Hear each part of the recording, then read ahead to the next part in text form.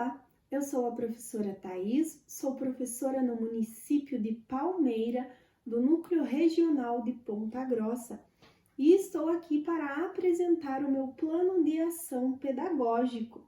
Então, o tema do meu plano de ação é plano de aula. E como situação problema e uma situação norteadora para esse plano, eu coloquei que é comum ainda hoje encontrarmos professores que prezam pelo método de ensino tradicional. E como o pedagogo ele deve intervir para auxiliar, para orientar e acompanhar o professor para que ele desenvolva uma metodologia ativa e também inovadora. O público-alvo deste plano de ação são os professores. O plano de aula ele está diretamente ligado ao meu professor. O objetivo geral deste plano é a utilização de metodologias ativas de acordo com a política educacional e orientações da Secretaria do Estado de Educação, contempladas e definidas no projeto político-pedagógico e no regimento escolar. Então, o objetivo geral é incentivar o uso de metodologia ativa e inovadora na sala de aula. Os objetivos específicos com um plano de aula inovador, eu irei alcançar muitos objetivos. E os objetivos específicos, eles são acompanhar a elaboração dos planos de aula, observar e orientar os professores em sala, acompanhar a frequência escolar dos alunos, acompanhar também o processo de avaliação realizado e também efetivar as reuniões de pais. E agora, envolvendo plano de aula, observação, frequência, avaliação e envolvimento de pais, é preciso que o professor pedagogo ele realize algumas ações para que esses objetivos eles sejam alcançados. Então, agora, nós vamos conversar um pouquinho sobre as ações que devem ser realizadas para que os nossos objetivos eles sejam alcançados. Então, a elaboração do plano de trabalho docente. Quando o professor ele elabora o seu plano, ele elabora a sua aula se torna mais rica. Os alunos, eles adquirem mais o conhecimento. O professor entra na sala preparado, o professor entra cheio de conhecimentos, ele elaborou a sua aula. Então, ele vai tornar a sua aula com mais aprendizado efetivo. E aí, como é que o pedagogo vai fazer com que esse professor elabore os seus planos? Ele vai estar se reunindo sempre com esse professor para orientá-lo e auxiliar no desenvolvimento do seu plano de aula. Um plano de aula faz muita diferença.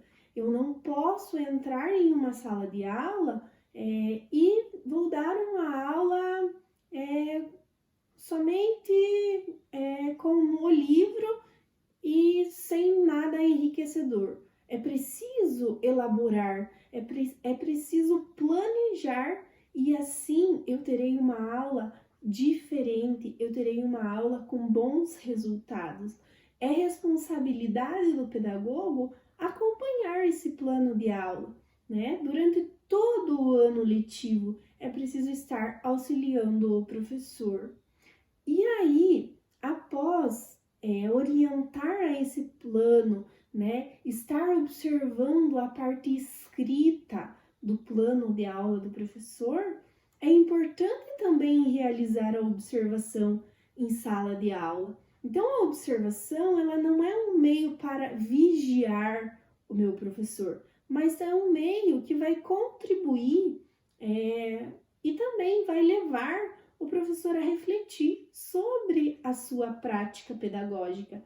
E talvez também o pedagogo vai ajudá-lo a buscar novas possibilidades e melhorias para o ensino. Às vezes o pedagogo ele tem alguma estratégia que o professor talvez não observou que aquilo poderia enriquecer a sua aula. Então é nessa observação, né, vendo a teoria e vendo a prática, que o pedagogo vai contribuir para o desenvolvimento profissional do professor.